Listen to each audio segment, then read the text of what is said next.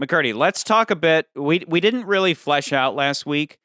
We didn't really flesh out story versus plot. And I think these two movies definitely showcase the difference, right? Okay. Whereas you went on about how, guys, look, Secret Service has so much in the story department. And what story is, what we talked about is like you have plot, which is the things that happen, versus story, which incorporates characters, and then how characters react to things that happen and they change. That's generally what a story is showcasing how a character or characters change and bond. Or don't change. And that's the thing. What happens with Secret Service is that Bond comes into the story, he changes, but then right at the end, he changes back. I mean, hang on. Bond changes so far as he gets married and he's ready to leave this life behind, but then that life is taken from him so that by the time you get to the beginning of this movie, it's straight up the moment in Austin Powers where he's like, oh no, my wife died. I guess that means I'm single again. Yeah! Like where it's just Bond is right back to where he was. Yeah. Bond changed to change right back. But we have, at least that movie has a story arc in the sense that like we can't keep going on doing these films where he's a superhero essentially. He does the same things. He fight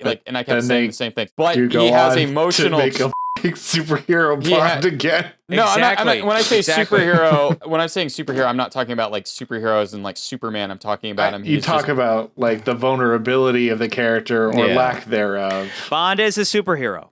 He's invincible. He's emotionally, nothing hurts him emotionally, nothing hurts him. Things can hurt him physically, but he brushes it off. On Her Majesty's Secret Service demonstrates that was not what that Bond was, as far as things do hit him emotionally, especially mainly towards the end of the film. And there is a kind of an emotional journey with that character. So when I said that film had story, it has a lot of story, whether the plot of the movie makes sense or not, which is what you guys were arguing last time. And you're right, that typically a story like that is going to have themes. And the theme of that story was Bond's career versus his life, and Bond being a tool of Her Majesty versus being his own man. And our overall point with that was that those were the themes, and were they completely realized?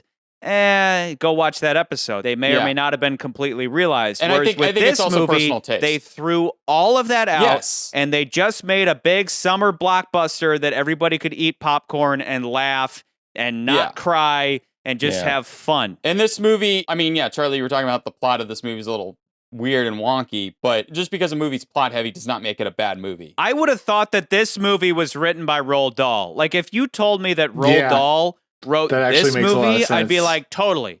Yeah. And that's what I mean, is there's such a connection between this film and You Only Live Twice, but You Only Live Twice asks you to take it seriously. This movie says right off the bat, it's like, don't take this seriously and you'll have a good time. I do feel like they tried to build off of the last film in the beginning with opening up with Sean Connery just killing everything. Just killing everybody. Have to tie up the loose ends that the last movie made. Yeah. I think they could have gone farther with it, and they just decided, again, people didn't watch movies like they watch television shows like they do today. Like, we don't have a streaming service. Like, back then, if you wanted to see the old movie, you had to wait to see if it was re-released, because there was no VHS tapes. I mean, Betamax and VHS were just coming out and just coming onto the market, but not everybody owned those things, and usually it was to record old television shows. So the only time you could see a movie... I don't even think the Betamax is out yet. It's the only way to watch a movie was if it was on TV or if the theater did a re-release of it. So a lot of these weird shortcomings that we're noticing now kind of get glossed over when these movies came out, because people just were like, oh yeah, I vaguely